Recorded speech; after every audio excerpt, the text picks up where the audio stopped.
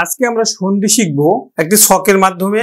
যদি এই ছকটা বুঝতে পারো তাহলে তোমাদের কাছে সন্ধি একদম জলের মতো পরিষ্কার হয়ে যাবে। শিক্ষার্থী বন্ধুরা লক্ষ্য করো, ক বর্গের শেষে আছে উ, কোনো সন্ধিদার শব্দের মধ্যে যদি উ থাকে তাহলে উটা তুলে দিয়ে ক দিব।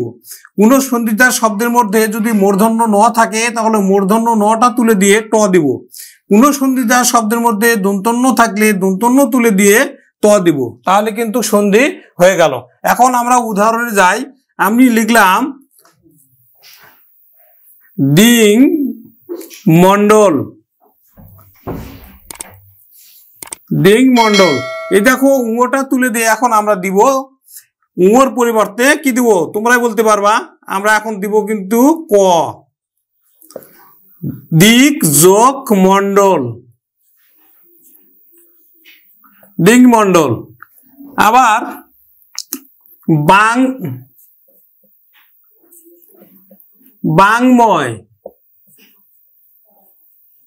তাহলে দেখো উটা তুলে দিব, তাহলে উ যদি তুলে দেই তাহলে উর পরিবর্তে আমরা কি দিব ক দিব, বাঘ যোগ ময়, বাংময়।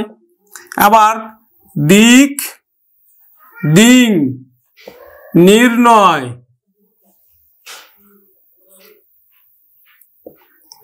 দিং নির্ণয়। তাহলে এই যে উটা তুলে দিব, উর পরিবর্তে আমরা দিব ক,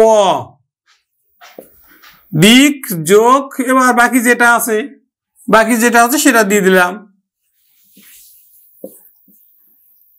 নির্ণয়। কত সহজে আমরা সন্ধিটা বুঝতে পারছি। এখন দেখো কোন ট বর্গের শেষে সন্ধিদার শব্দ যদি মূর্ধন্য থাকে তাহলে মূর্ধন্য তুলে দিয়ে আমরা দিব ট। যেমন আমি লিখলাম সন্মাস,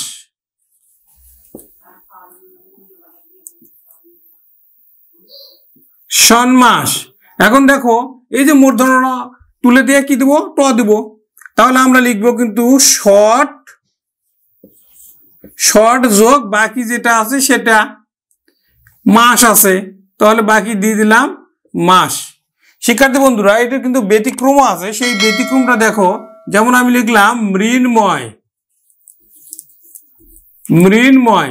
এখানে কিন্তু মূর্ধন্য তুলে দিয়ে ত দিব, তাহলে হবে কিন্তু মৃৎ যোগ ময়, মৃন্ময়। এবার দেখো ত বর্গের শেষে আছে দন্তন্য, এই দন্তন্য তুলে দিয়ে দন্তন্যের পরিবর্তে আমরা দিব ত। যেমন দেখো তন মধ্যে, তন মধ্যে, তন মধ্যে। এখন এই যে দন্তন্যটা তুলে দিয়ে কি দিব ত দিব, তাহলে হয়ে গেল কিন্তু তৎ যোগ মধ্যে, তন মধ্যে। শিক্ষার্থী বন্ধুরা এখানে কিন্তু আমরা এটার পরিবর্তে এটাও দিতে পারি, তৎ যোগ মধ্যে, একই জিনিস। কিন্তু আমরা তয়ের সাথে হস দিয়ে দিলাম তাহলেও কিন্তু হবে, আবার যদি তয়ের সাথে খণ্ড দিই তাহলে কিন্তু হবে, তাহলে একই জিনিস। আরো যদি উদাহরণ দেখি তাহলে আমরা তন্ময় লিখলাম, তন্ময়, তন্ময়।